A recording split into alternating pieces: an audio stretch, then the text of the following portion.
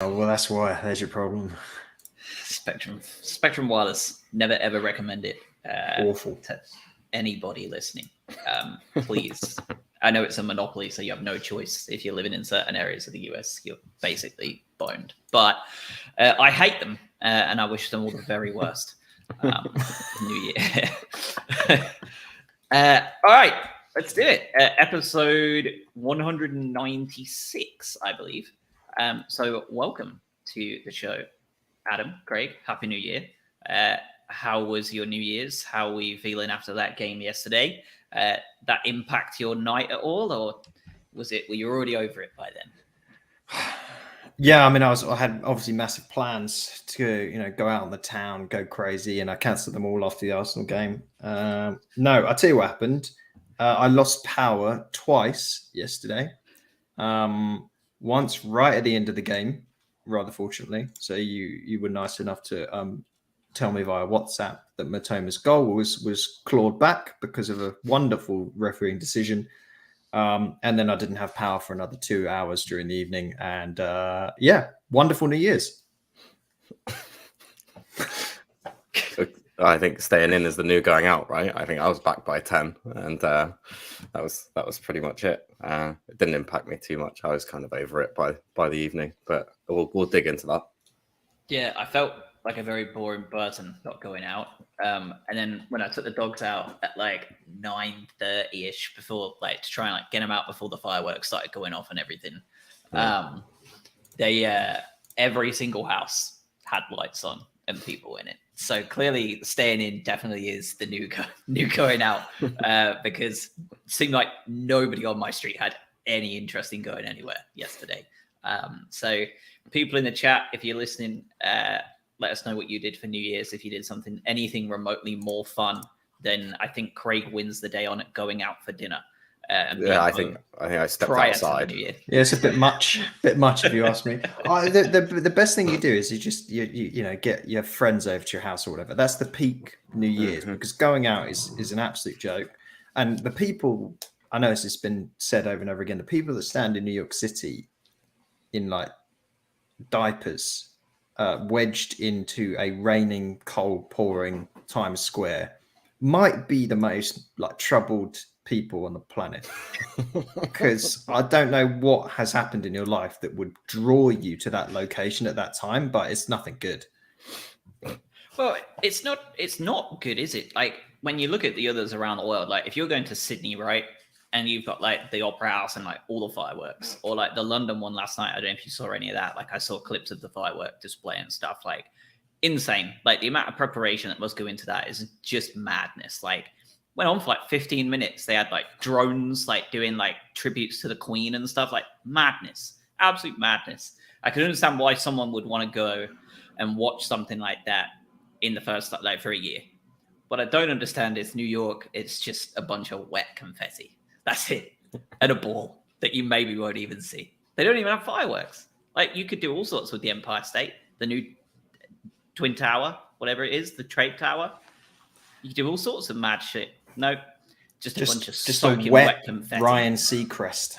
Yeah, it's pointless. We've all had at least one disappointing ball drop in our teenage years, so going to see another one seems rather pointless.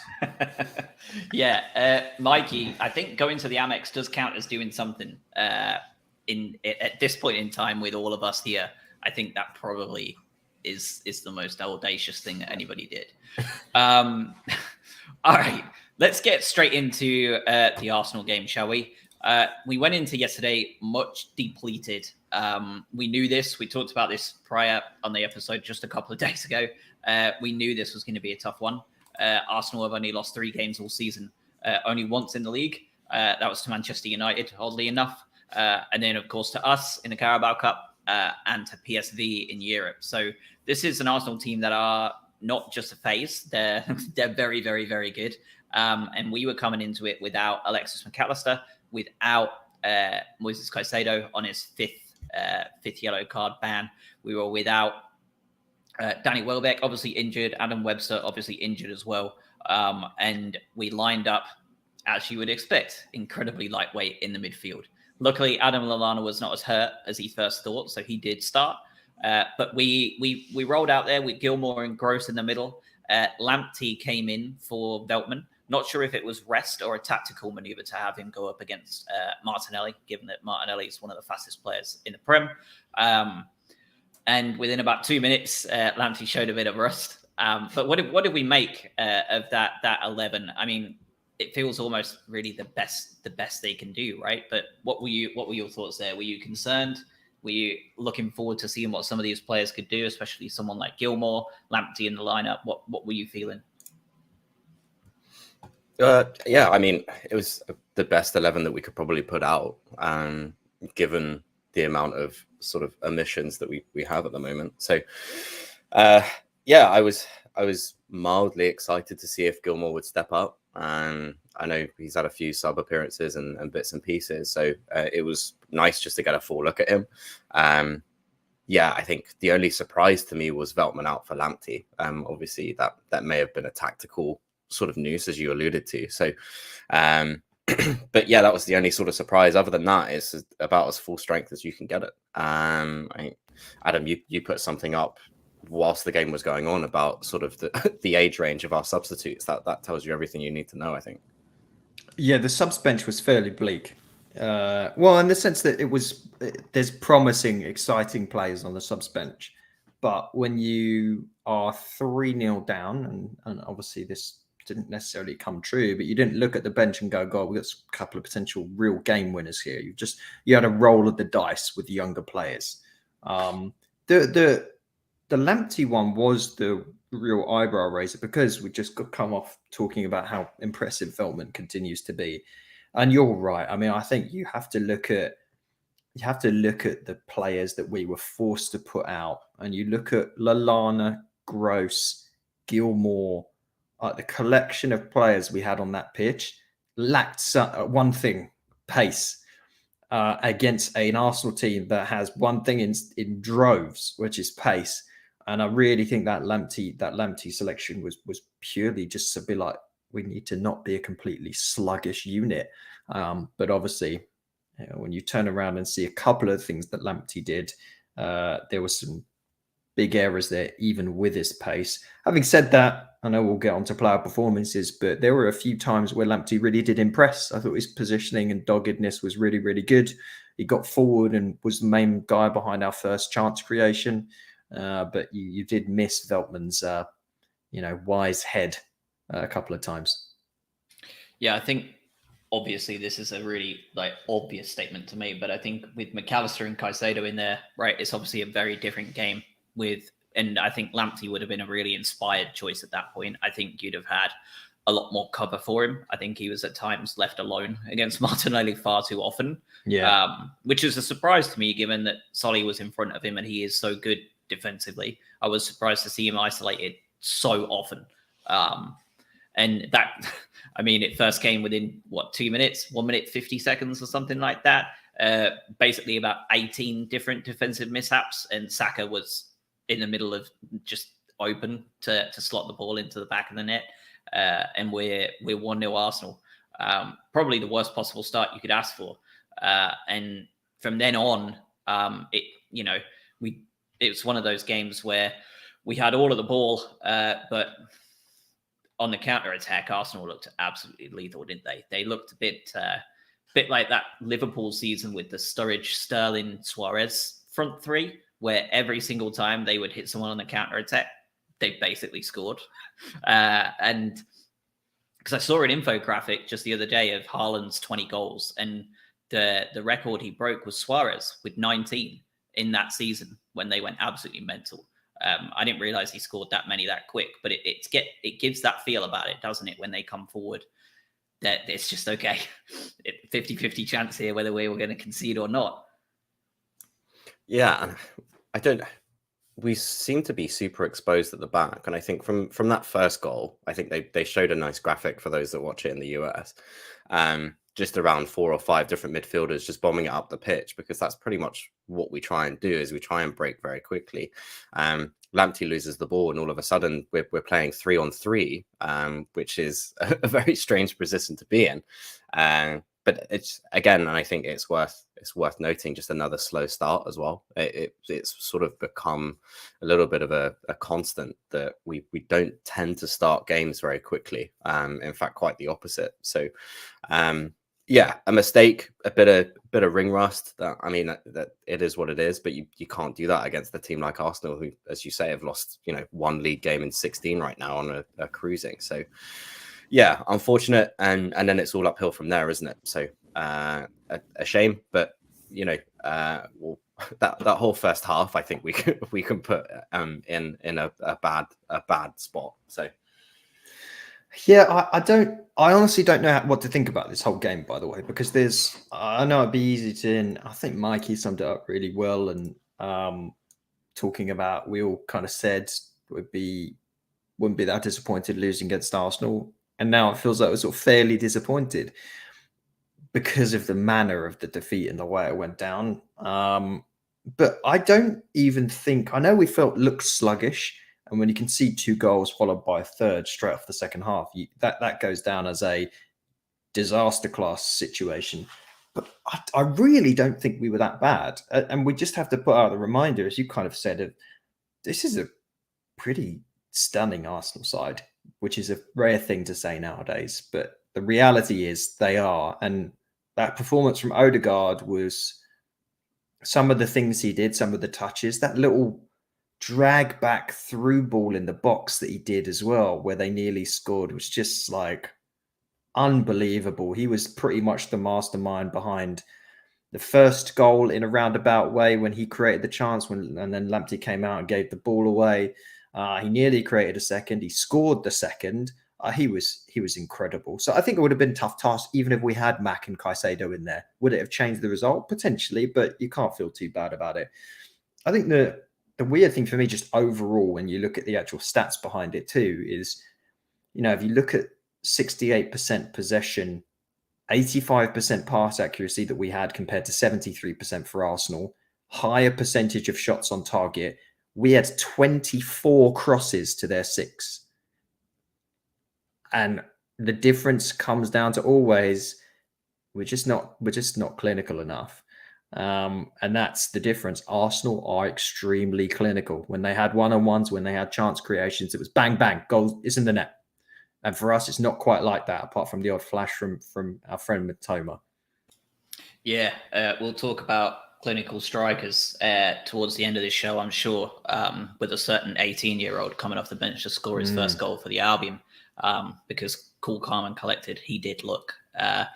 And yeah, that first half, I felt kind of unsurprised, not bothered. And like you said with Mikey in the chat, at halftime, I said, I don't think we've been this soundly beaten all season. Like, I feel like it's been very comfortable for Arsenal. Like, we've had a lot of the ball, but they've looked far more dangerous. Like you said, Odegaard, just unbelievably good. I think he's obviously approaching world-class level at this point. I remember when he was like a football manager, like dream wonder kid back in the day, and then he went to Real Madrid and did nothing, and it looked like he was a total bust, didn't it? And now it looks like those football manager scouts are earning their wages, because he's just absolutely tearing it up, isn't he? I thought he was just outrageous yesterday. For the fantasy Prem players amongst us as well, he's a heck of a differential as well. He's much cheaper than Saka and Martinelli, if you want to get him in. I did, because I watched a game with him just before the World Cup, and he looked nuts. And I think he's a really good option if you wanted to get on that. At halftime, it looked like he was warming up the substitutions, De Zerbi, but nothing was done. You could see Sarmiento was warming up already. He'd already got his looked like he was ready to come on. I'm not sure if we were planning to make an early substitution, but I think Eddie and Nketiah put pay to that with almost an immediate goal off the restart. Those substitutions did come with Ferguson and Sarmiento on the hour mark, but I think they may well have even come a little bit earlier than that prior to the goal, don't you think? It looked like De Zerbi looked very keen to make changes early. Yeah, I think based off the first half performance and just how sort of soundly beaten we were, I was expecting something to change pretty soon. Yeah, I mean, he did wait another 10 minutes after the third goal, just to see if anything would change. And just bringing Ferguson on the hour mark. I think we can talk about strikers, but bringing in an 18-year-old to change the game, or at least try and salvage something from the game, is that's depletedness, isn't it? But yeah, I was expecting more changes. I was expecting something else. That third goal sort of just buried it for everyone, I think. And then it was just a case of, okay, how can we get anything from this game? We're not probably going to get any points, but can we try and give ourselves something to chew on? Fortunately, we did, and I think that's where the borderline disappointment comes from. Is that actually, based on the second half performance, we were very good. We were a lot better. So yeah, I think you're 3-0 down. You bring on Ferguson for Trossard, who did nothing. I think genuinely nothing. Again, testament to the options that De Zerbi has, and obviously with the transfer window opening today, that definitely should be somewhere we're looking. Yeah, Trossard. I've seen some stuff about him recently, just in terms of, I mean, Belgium were just horrid at the World Cup, weren't they? But he's not.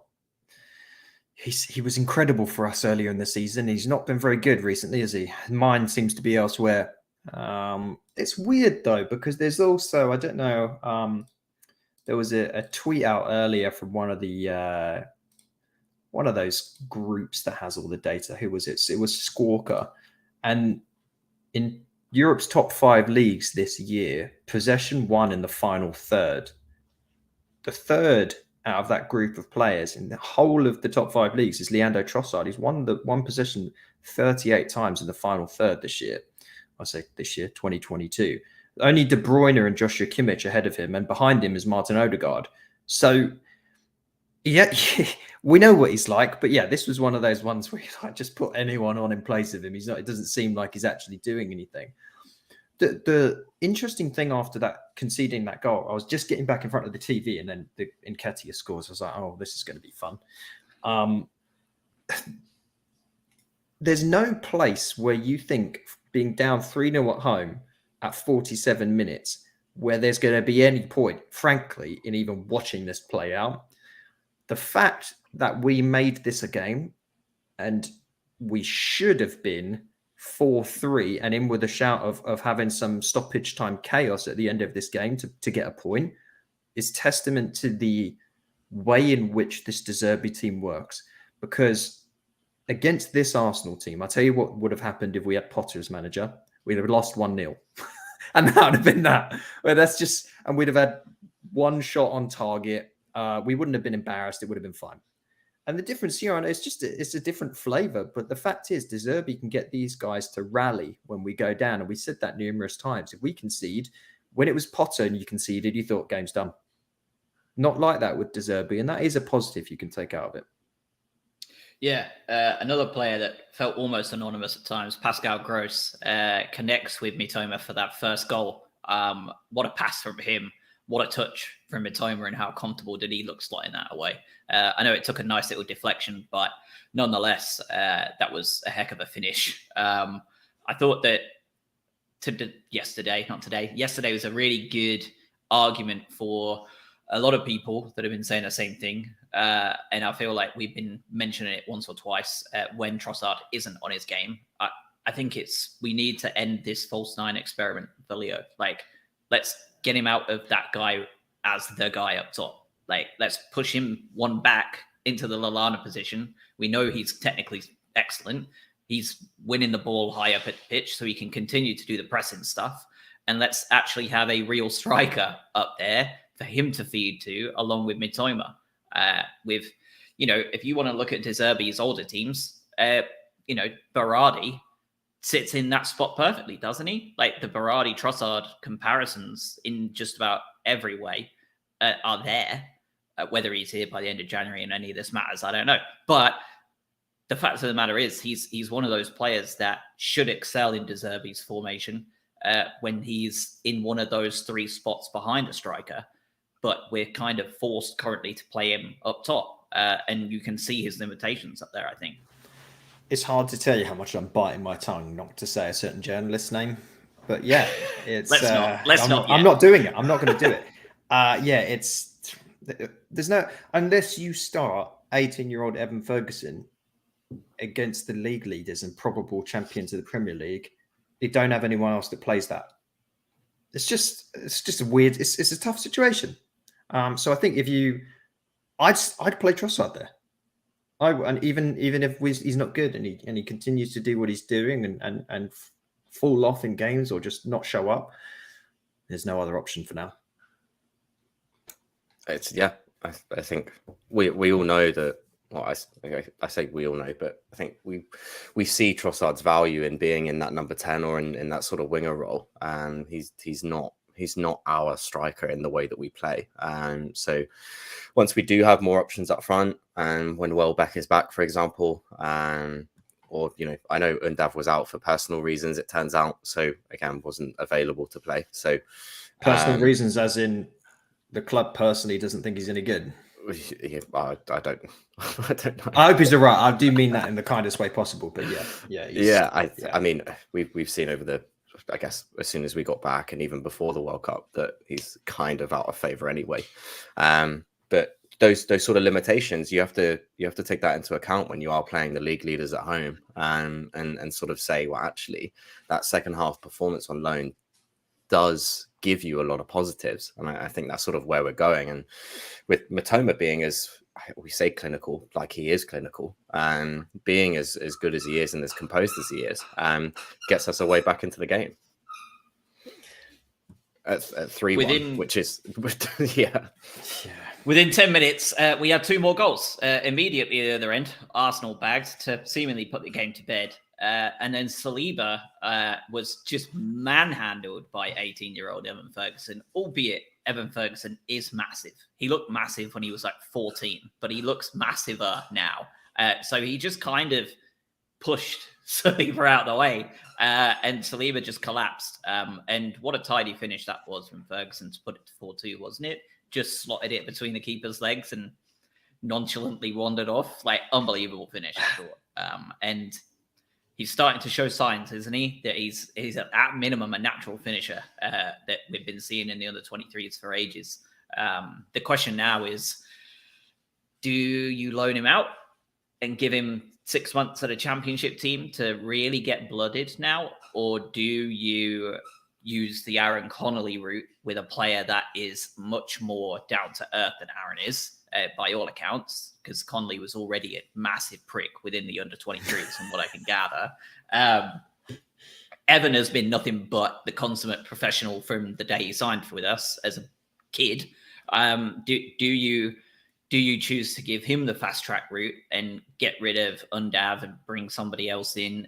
We've also got the young lad from Argentina coming over in January, the young 18-year-old, who also is a central attacking midfielder that can play just about anywhere in that 3 behind a striker. I assume he's probably going to want to go out on loan, and Ciso's sitting on the bench, Sarmiento's on the bench. We have a lot of options in that 3 behind the striker. But what do we do? Mikey said keep him at the club and ban him from Shush. That's definitely an option. But that finish was superb. He looks better every time he comes on, albeit it is obviously limited timing that we see him. So the goal went in. We'll talk about that last 13 minutes because a lot went on after this. But what's the Evan Ferguson verdict with you two? Do you want to keep him, loan him out? Obviously, I think we need to sign another striker anyway, despite what anybody else thinks that are journalists that we don't talk about. But do we? What do you think that we? What's the Evans Ferguson conundrum shouting out to you? I need one of those swear jars for Naylor, and if it say his name, I'm going to have to put $1 in or something like that. Yeah, goes to Albion in the community. At the end yeah, of the season. Exactly. Yeah, we'd fund a whole kids team. Yeah, we could get some. We can sign some Argentinian youth players with all the funds. So, what I'm going to answer the thing about Ferguson, but just quickly recap on the goals, because the Mitoma goal. I say first Mitoma goal, the only Mitoma goal. Oh, amazing finish. The ball was good, and then he just perfectly, just calmly places it in that right corner. Because this was, I think, the one that was VAR'd back was a slight deflection. That one was clean. It was a really, really, really nice finish.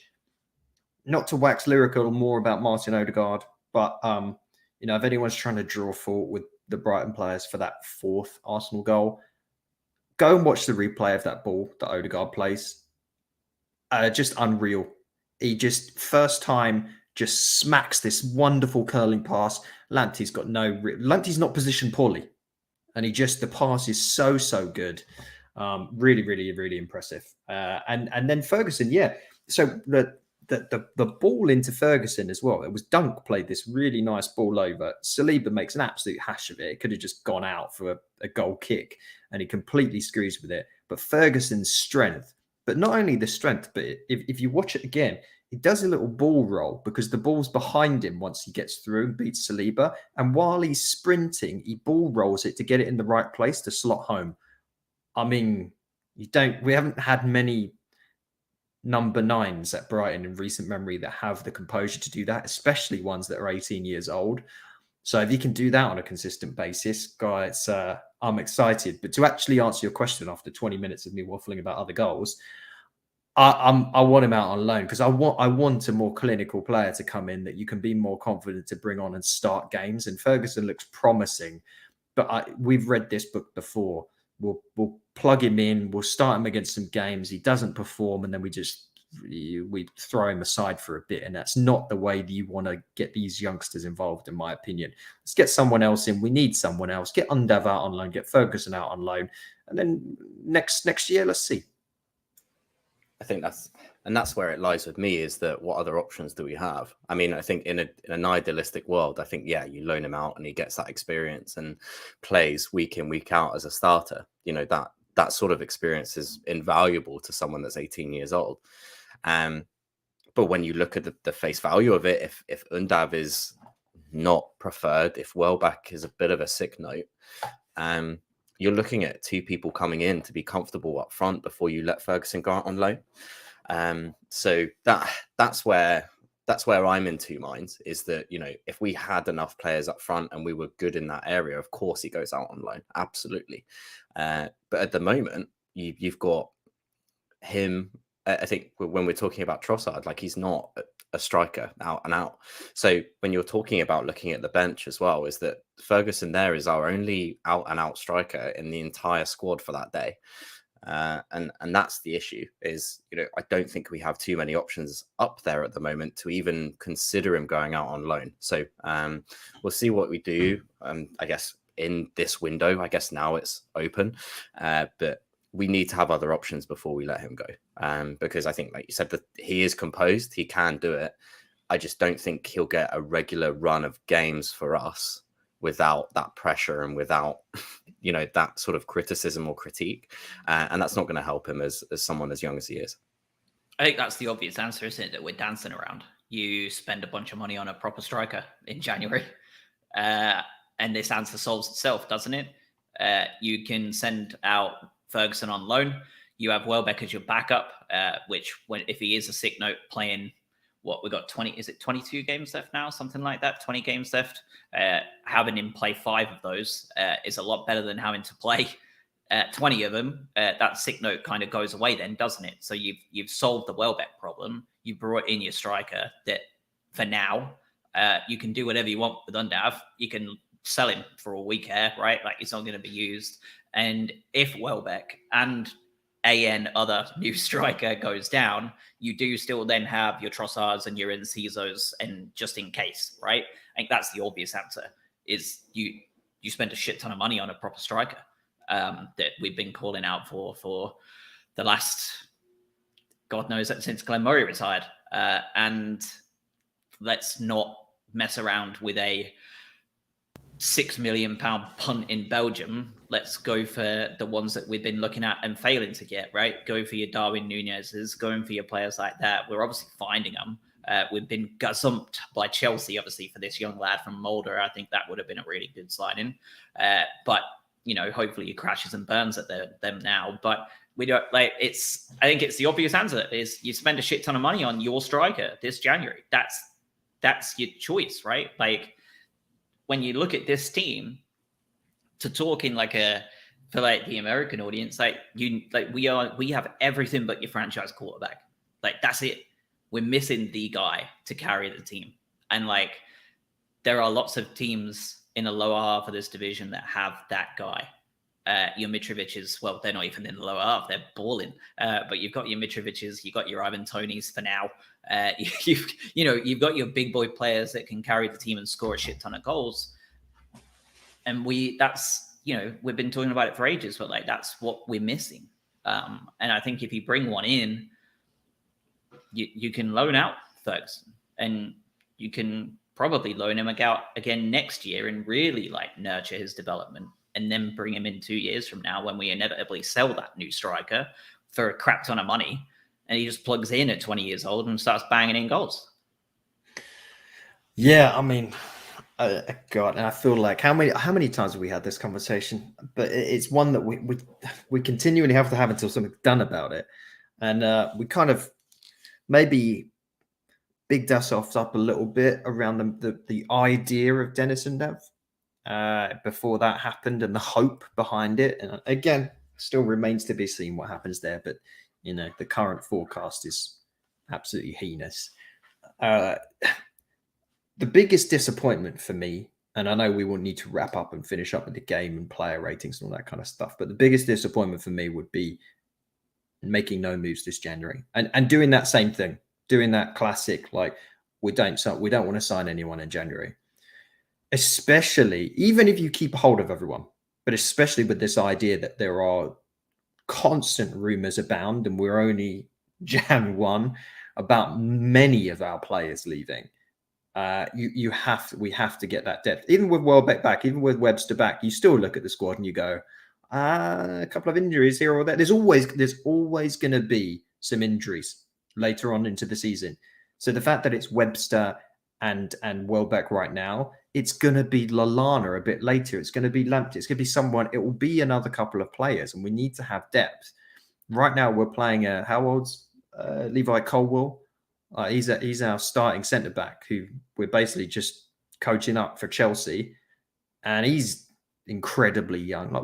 There's not a ton of depth here at all. We've said that time and time again. We have to sign someone, even if it's just about the hope.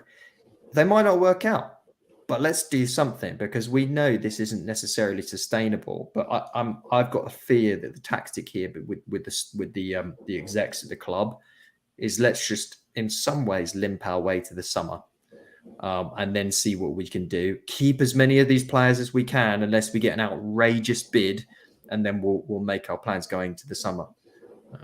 We'll see.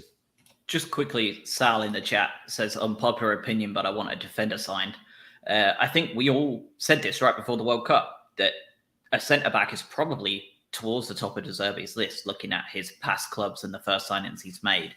I don't think it's as unpopular as you think, Sal. I think it's actually quite a popular opinion that people simply just aren't talking about. I think that the money is pretty good to expect a centre-back to be one of his first proper signings. Question for you, though, Sal. Would Levi Colwill on a permanent fit that for you? Would you be happy with that? I'd be interested to hear your opinion on whether you think Colwill as a permanent this January would please you, as long as the price is reasonable, of course. And while you're considering that, we can touch on the final 13 minutes of this game.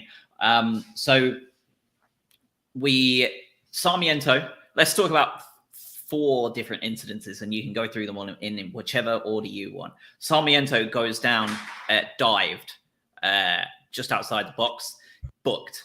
Sarmiento just absolutely brutalized inside the box, no penalty given nor checked.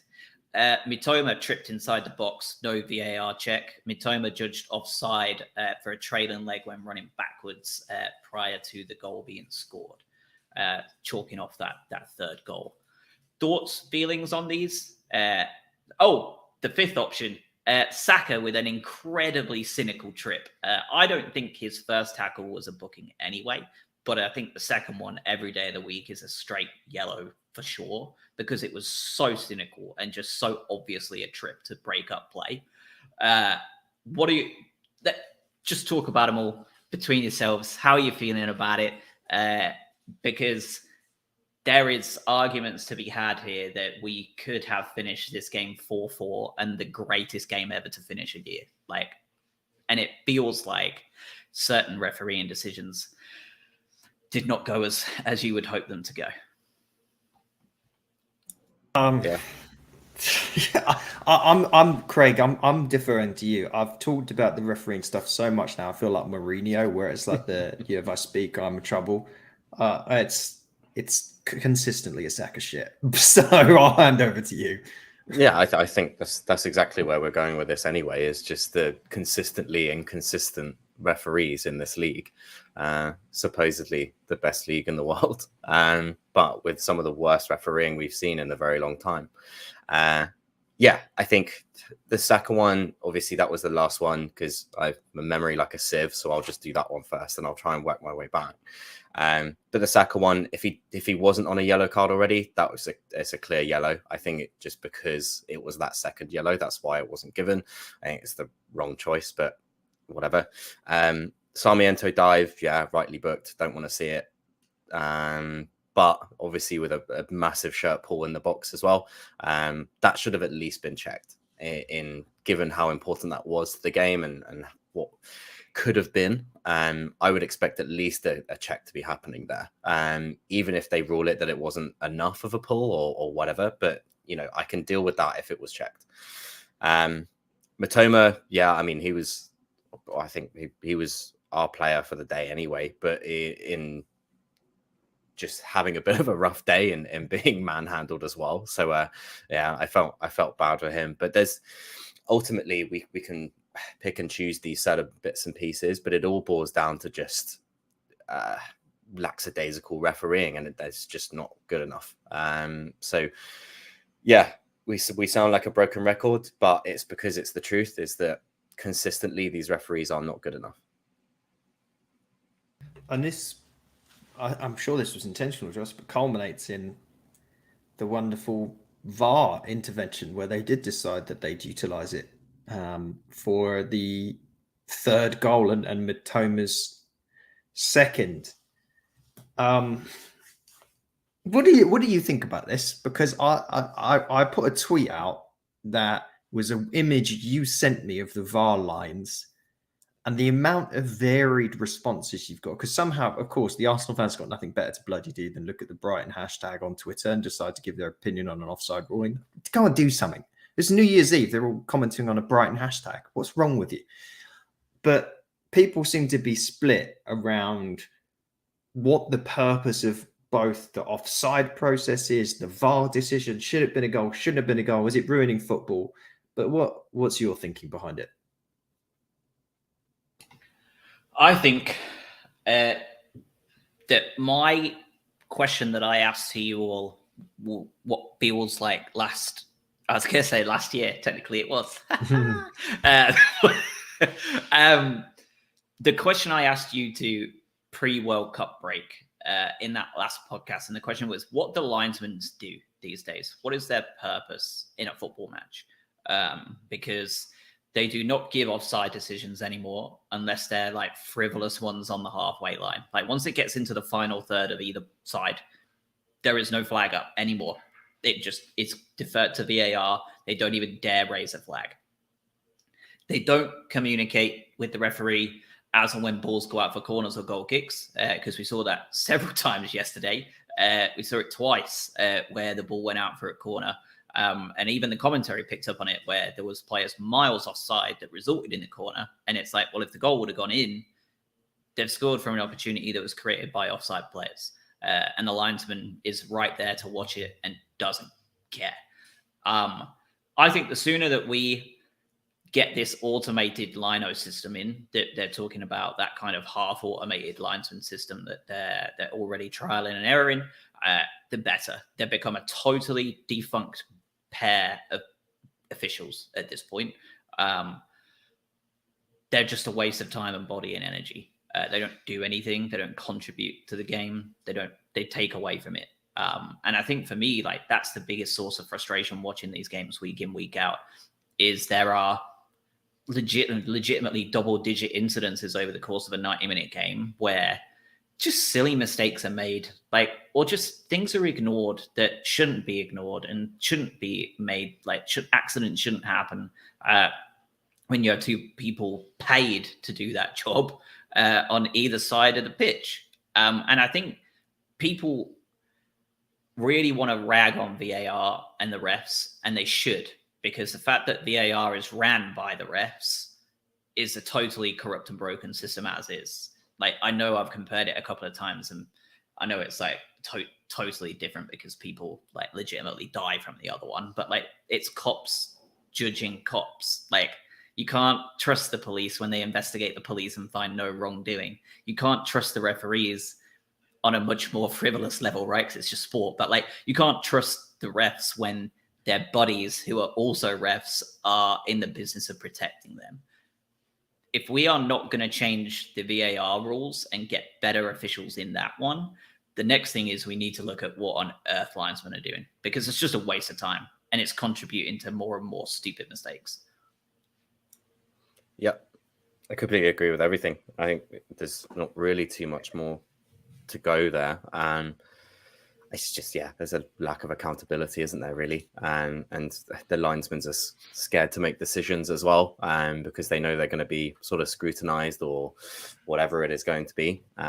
It's the ones where it's so clear that it's offside, but they let it run anyway, and it's just such a clear-cut one. And I think those are the ones that annoy me the most, is someone being 2 or 3 yards offside. You let the passage play for like 20 seconds, they miss the chance, and then the flag goes up. It's like, why did you let that continue on? You know, players could get injured, like something else could happen or whatever. It's just, it seems like a waste of time to me. I think it does, and I think to your point, where it does need a rehaul and it needs to be rethought entirely, even with a semi-automated system or a complete overhaul of the entire damn thing. But something needs to do, and something needs to be done. It's just frankly ridiculous at this point anyway. Yeah, I don't have a problem with VAR. Using technology to improve the accuracy of decisions where there are big outcomes, millions and millions and millions and millions of pounds, dollars, whatever you want to call them, that result from gambling or the success and winning of these games. It's important to be as accurate as possible. I agree with everything you've both said, though, like in terms of how the fact is there's a human judging it. It's not just all computer judgment. And right now we've got a blend where we're picking up the worst of both sides in some instances. The Lee Dixon on the commentary in the US raised a really good one earlier on in the game where Arsenal broke through. It was a very, very clear offside. The linesman didn't raise their flag. And then they got a corner. It's like, no, it was offside, but you didn't put your flag up because you're told not to raise your flag because you need to see how it plays out. Then they got a corner. It's like, when they score from the corner, why are they? You can't do that. Like, you have to stop the game and bring it back and call the offside. Like that makes no sense to me. But I guess in the context of the Mitoma goal, the thing that grates me is the actual rule itself of offside. And this is a tricky one to get into, but like, just really broadly simple. What is the purpose of offside? It's to stop having an unfair advantage from attacking standpoint, basically. So you don't have a bunch of people goal hanging. So you just have someone stand right at the back and someone punts the ball over or whatever, or you break up so the defense have to sit on the goal line. Someone just dribbles through and smashes the ball in the net. It's not designed in a situation where a player is running away from the goal, which is what happened. He's running backwards and his studs are offside. And the funny part also is that Evan Ferguson's not even bloody passing to him. Evan Ferguson's trying to control the ball and it's a bad touch. So the ball ends up, Mitoma runs backwards after Evan Ferguson's miscontrol and gets the ball and runs in and scores a goal. Nobody watching the game was looking at that and going, oh, he might be offside. But no one's looking at that calling offside because it wasn't an offside scenario where an advantage is being gained from an attacker. The attacker has a disadvantage. He's running backwards, going the other way from the goal. Long story short, VAR was right. VAR got the decision right. He was technically offside, but he shouldn't be offside because it wasn't gaining an advantage. That's what frustrated me about it. Yeah, I think that's about as well as you can put it. I saw someone on Twitter, I was like, one Arsenal fan was just like, so you're telling me you just want to get rid of the offside rule? And I'm like, no. Yeah, mate, that's what we're saying. Yeah. It can be the right call and still feel wrong in the spirit of the game. Like, that's what we're talking about here. Like, it's the right call. Absolutely. Like, on paper, it's the right option. Like, that's it. It was the right call. In the spirit of how football is supposed to be played and the way that rule was implemented, it's not right. It's just wrong. Like, looking at it, it's just wrong. If we would have had that happen to us, we would be on here laughing about the absolute ridiculousness of that decision. And we'd just be like, how have we escaped that? Like, that's the stupidest thing. Like, we're lucky it's for us, but we'd probably start it going, how lucky for us? And then we'd go into this same conversation anyway, slagging off VAR and the refs, because we'd have felt the same way anyway. We'd have just benefited from it instead. Apart from like brainless Arsenal fans, of which maybe I'm not sure what percentage that includes, it might be high. But apart from brainless Arsenal fans, who's actually happy with what this decision was? Like, no one's looking at that and being like, you know what, great officiating, awesome job, you guys are experts at your craft. No one's happy about this. A good goal has been taken away. Arsenal weren't even moaning about him being offside. No one was upset about the play. So now we just had a decision done this sort of made on a technicality, but if anything, it doesn't show the correctness of the rule. It just highlights the flaws. And when you start to have rules that are created that move away from being pragmatic and start to be these sort of silly, I know offside has always been like this, but now that we've got lines drawn on the screen, we see it in all its horrible non-glory. We see it for all its flaws, and it just, something has to be done, because imagine that situation occurred in the World Cup final. We have that amazing game, and you have something like that, and it just destroys legacies that are created. Like, you just can't have that. Yeah, Mbappe's leg is offside on the way back. Like, he deserves it, but yeah. Well, yeah, true. All right, let's talk about players. I'm going to start with you, Craig. Robert Sanchez. How you feeling about Big Pup, Craig? I'd love to hear your thoughts on the game yesterday. Yeah, you're going to tee me up with this one, given what I put in the chat. Yeah. I mean, go ahead. Yeah, I will. Some of the goals, right? We're talking about defensive lapses, but he didn't cover himself in glory yesterday either. The third goal for Nketiah, he should be smothering that and having that, for me anyway. He's competent and he can do it. So it just feels like a lapse for me. Number 4 with Martinelli running all the way through, I think he needs to be coming out quicker. It's a sort of those one-on-ones or that sort of damned if you do, damned if you don't. I'm not going to hold that against him. But I just feel recently, we were here a couple of days ago saying at least he saved the penalty, like for the first time in what we feel like is ever. But I just feel like that presence that he has and still does. I'm not saying that it's, gone walkies or anything, but it just feels like it's not really there at the moment. And his shot stopping has taken a bit of a hit. I don't know what it is. He seems to me, and again, this is my own opinion, he seems like a very confidence-based player. If he's lost some of that confidence, he needs to find it. But when we were talking about it in the group chat, there's no way he's getting dropped, right? So, he can make these mistakes with the benefit of knowing that actually he's probably not going to get dropped, because he is so vital to the way that we play. So for me, hasn't been at his best recently. I don't know if he didn't play at all at the World Cup. There might be some sort of game time that he needs to get back up and running as well, but hasn't been at his best. I hope he does get better. The issue for us is that he's not going to get dropped, and that he doesn't have what I feel is a decent replacement, or at least competition on the bench. Yeah, I think you're right. I really don't want to point any fingers at him because I don't think really could he have changed the outcome of yesterday. Yeah, like you say, you could argue that there could have done better on the third, maybe on the fourth, but instead Martinelli could have just passed it over to Saka and he would have scored instead.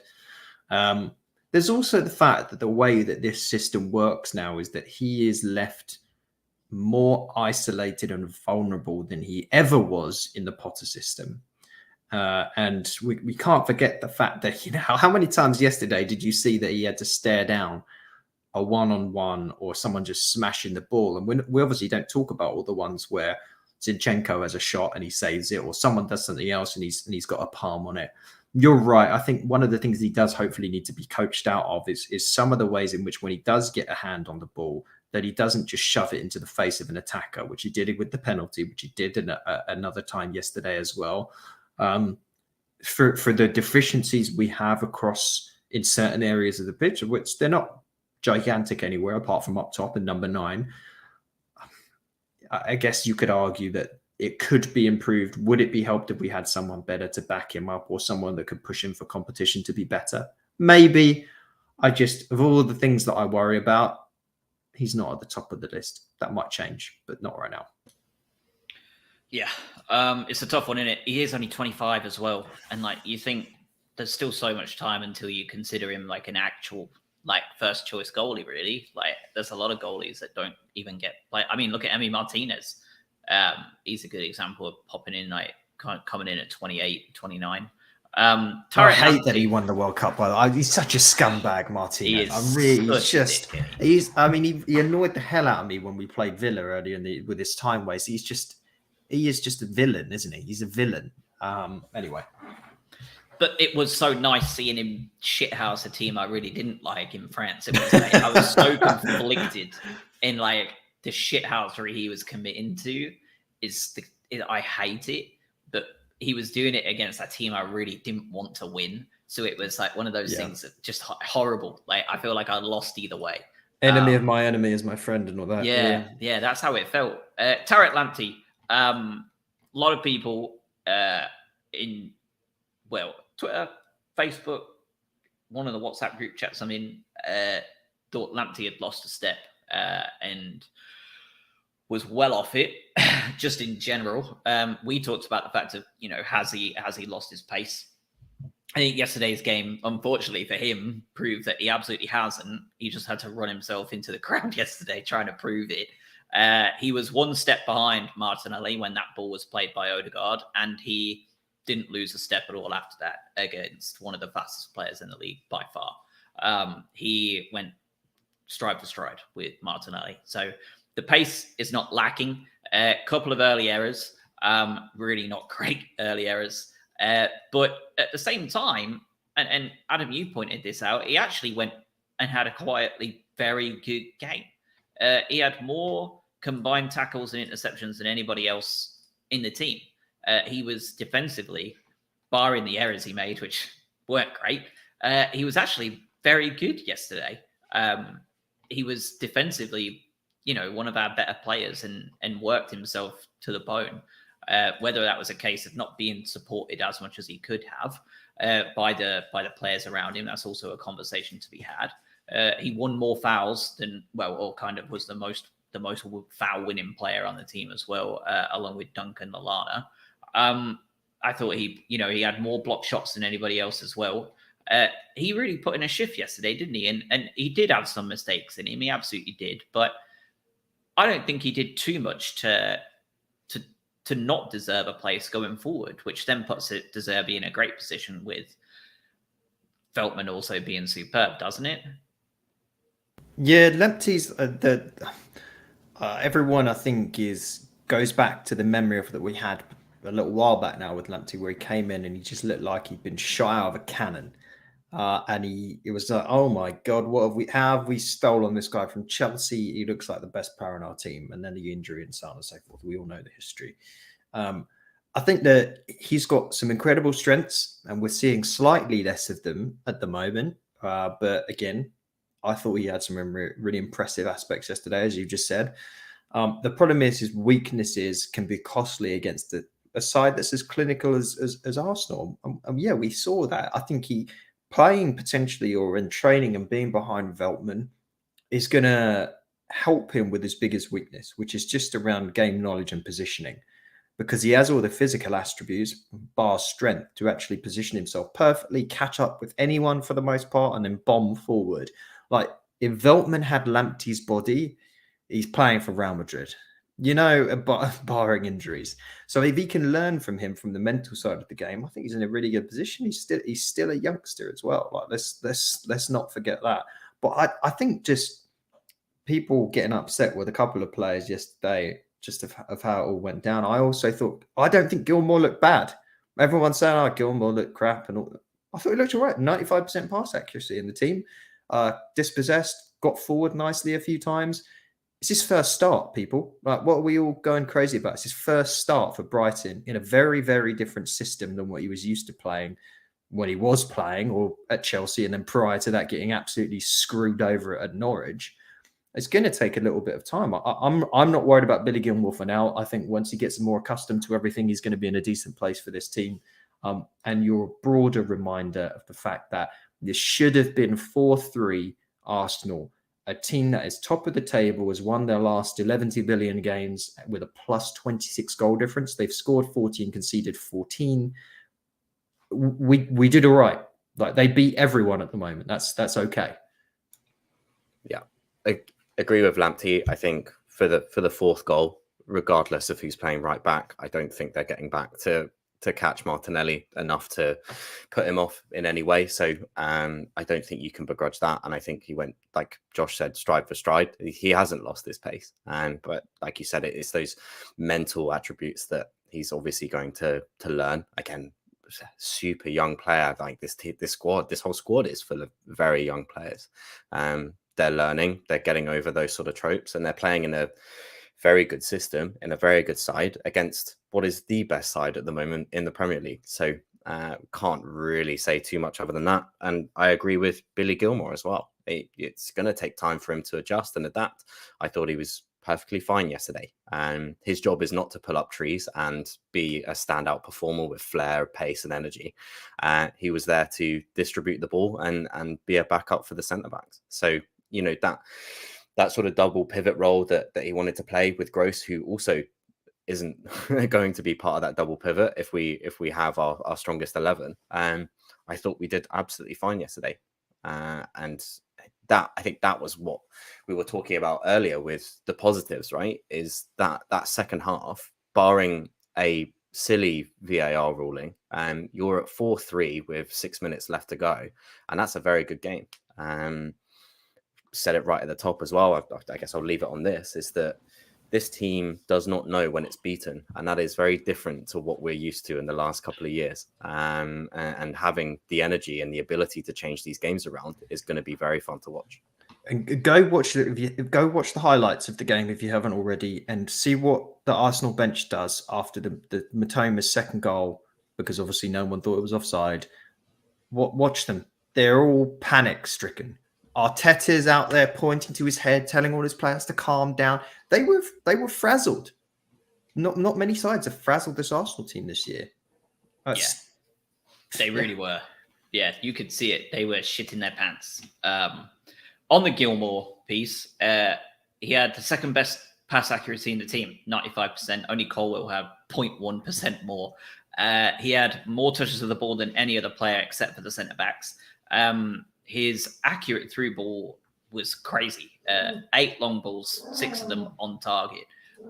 He slotted into that double pivot role really well. I thought he looked very comfortable there. He put that midfield duo on its back at times because Pascal Gross is just not equipped to do it. I thought he played really well for the most part. He was just severely overrun by a much bigger, stronger, faster, multiple numbers all over him Arsenal midfield. I wouldn't feel at all bothered about him slotting into that spot if we're going to continue to rest Alexis until, say, post FA Cup.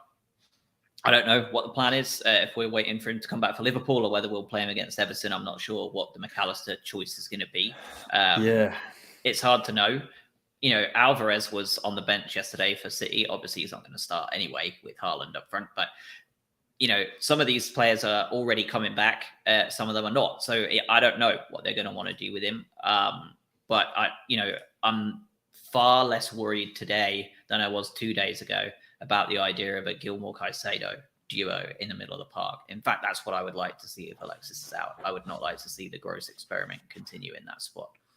Side note, how have Man City gone from not having a striker for about 3 years to now having Haaland backed up by World Cup winner Alvarez, who looked incredible? Like, what an embarrassment of riches.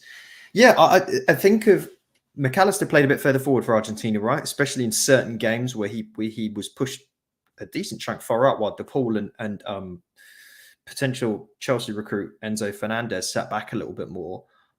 So I could see a scenario where you play Caicedo, Gilmour, and Alexis further up the pitch, and suddenly you've got a lot of younger legs to face up against a team like an Arsenal, where you need a bit more pace as opposed to your Lallana and Gross playing in those roles, where it's like you get a different good coming from them, but maybe not one that can keep up with the stamina and the pace of a side like Arsenal. When it comes down to transfers and depth, I think we said this before, but center of the park, central defensive midfielder up to attacking, we're in a fine spot. You've got the youngsters like Enciso and Sarmiento who can come in and play behind the attacker. We've got a decent amount of depth there, barring significant injury. It's in the other spots that we're slightly lacking. We're obviously needing a man of the match. 4-2 defeat at home is never great, but it was against top team in the league. So I'll go first. Mitoma for me just looks so good, dangerous all the time. I thought he carried the team on his back at times. I thought he was excellent. Yeah. I thought that Mitoma for me was my man of the match. Would be interested to hear if this is a clean sweep or if we have some different options on the bench here. Yeah, I mean, I've put the shirt up behind me. I'm glad I went with the Mitoma name and number on it. Yeah, he was. My only worry is the fact that we're just adding more and more names to the list of players that clubs are going to start to come in and be like, tell you what, he could do a job for us. And that's what worries me, because he just keeps impressing. And it's only a matter of time before someone starts to take a serious look at him. But it's Mitoma with an honourable mention to a certain 18-year-old getting his first Premier League goal, being the youngest ever Brighton Premier League goal scorer. Yeah, it's a clean sweep. I think anything dangerous came from Mitoma. He's so exciting as well. Like he's fun to watch, but also he brings so much to the team, and he's so dangerous. So it is a clean sweep. I think, yeah, honourable mentions. I think Lamptey deserves an honourable mention. I think he was good. There's a bit of rust in the first couple of minutes, but otherwise I thought he did a really good job. And obviously Evan Ferguson as well. First of many, I'm sure. Yep. I think that just about covers everything. We'll be looking into, I'm sure we'll have a lot to talk about transfer-wise when it comes to post-Everton and Liverpool especially. One last thing as well, if you're not following me on social media and don't know, I am moving back to England this month. So we're not hanging around, people. This one has been like long in the making because the visa system is shit. But I am moving back middle of January. So hopefully coming to an Amex/away game near you in the future. Would love to meet up with some of the listeners. I'll even bring like a little baby microphone along. You can have your little say on how the games are going. Oh, what? We're stepping up. I think that would be a huge boost. Get people, like, just upload some clips from people on the day at the stadiums as and when I can make them. So that's going to be a really cool additional bit of extra format to the show, I think. Obviously, we'll be working on a shit ton of time differences, so we may be not as consistent with the Monday morning uploads, but we just ask you for a bit of patience. And the benefits will far outweigh the cons, I think, with the move. We still have plenty of stateside-based Seagulls. We'll just have one on the ground now as well. So that's a pretty cool development, I hope. Shame you're not going to be able to watch the games on TV, Josh. Obviously, not going to possibly pirate those games in any way because you're a good citizen. Life finds a way. Yeah. Enjoy match of the day, mate. Peacock and a VPN it is. But yeah, I think that covers everything. So, I mean, we'll be back in a couple of freaking days because we play Everton in 2 days from now. So off to Goodison. Typically, we have had a terrible record there, and we broke that streak this last game at Goodison where we beat them finally for the first time in about 8 million years. So let's hope we can keep that going against Lampard's Everton. They ran themselves into the absolute ground, grabbing a point off of Manchester City, which was a great draw for them. But hopefully we can exploit some of that tiredness that comes off the back of it. And the Premier League table, most of the teams above us didn't pick up many points other than Arsenal. So the top 4 race is still on. Poor Chelsea today, a draw at Nottingham Forest. Point away from home, lads. It's a good result. I think you always think that, don't you? Point away from home in the Premier League. Potter's got to be happy with that, hasn't he? Yeah, no, well done them. They deserve all that they're getting. I'm looking when all the dust settles right. I think you have to be targeting finishing above. In an ideal world, your Fulhams, your Brentfords, and your Palaces, and maybe your Villas when they get their situation together, because they had an impressive win today, Villa. Those are the ones, right? Because you would anticipate those other sides figure themselves out and they round out that sort of top 7 a little bit more consistently. So for me, 3 points at Goodison. Everton are on the verge, in my mind, of getting rid of Lampard. So hopefully we do that same thing that we sometimes can do, which is kill off a side, and we don't actually have to face the new manager bounce. Maybe we can send Lampard off with a cheery goodbye from the South Coast. Be a good game, yeah. Obviously, Caicedo back as well is going to be a big plus as well. So we'll see that Gilmore Caicedo double pivot would be nice. So I guess we'll see. But they come thick and fast now. We have to make up for the lost time of the World Cup. So this is going to be a very busy period. Yeah, we get the double Liverpool games, right? Because we go to Everton, then it's about a week and a half break, isn't it? And then Liverpool come to us. So and then we were Leicester, Bournemouth, and Palace in the space of not that long amount of time. Some fun ones in there. But we don't get the break, do we? Because it's FA Cup weekend. That's why. Oh, you're right. Yes. Because it's Borough. So you'll have Everton in a couple of days' time, and then Borough on Saturday the 7th. On the 7th, Liverpool on the 14th. So you don't even get that. And then it's every single Saturday going forward up until, April? And then you start getting into those stupid ones where you're getting into the Tuesday games. And we've also got Bournemouth and Palace games, as you were saying. We've got to find spots for those. Yeah, wow. All right. Well, people are going to be sick of hearing from us soon. Yeah, you got a January transfer window just open in the middle of it all too, so that's wonderful. So we'll see you in a couple of days prior to the Borough game and post Everton. So have a good New Year's Eve hangover. Look after yourselves out there and enjoy going back to work in boring, regular shit times. Make it feel better. What a send-off. Yeah, Happy New Year, everyone.